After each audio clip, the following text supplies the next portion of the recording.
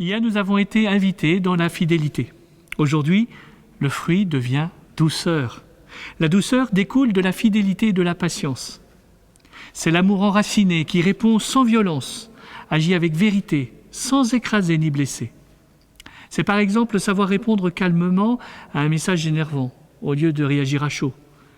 Elle ne signifie pas la faiblesse, mais une véritable force intérieure. Jésus nous montre que la douceur est un chemin de force intérieure et de paix réelle. Écoutons l'Évangile selon saint Matthieu. Voyant les foules, Jésus gravit la montagne, il s'assit, et ses disciples s'approchèrent de lui. Alors ouvrant la bouche, il les enseignait, il disait : « Heureux les pauvres de cœur, car le royaume des cieux est à eux. Heureux ceux qui pleurent, car ils seront consolés. Heureux les doux, car ils recevront la terre en héritage. Heureux ceux qui ont faim et soif de la justice, car ils seront rassasiés.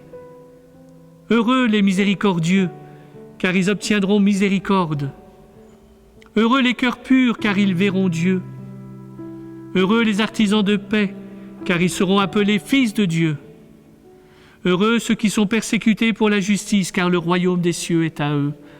Heureux êtes-vous, si l'on vous insulte, si l'on vous persécute et si l'on dit faussement toutes sortes de mal contre vous à cause de moi.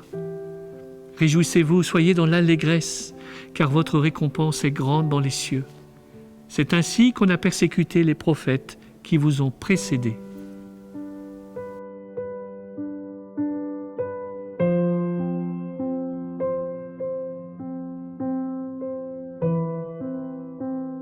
Jésus, doux et humble de cœur, rends mon cœur semblable au tien. Seigneur, je veux me mettre à ton école pour grandir dans des relations toujours plus ajustées avec mes frères et sœurs. Je pourrai ainsi te glorifier par ma vie. Amen. La prière se poursuit maintenant avec votre livret, en pages 27 et 28.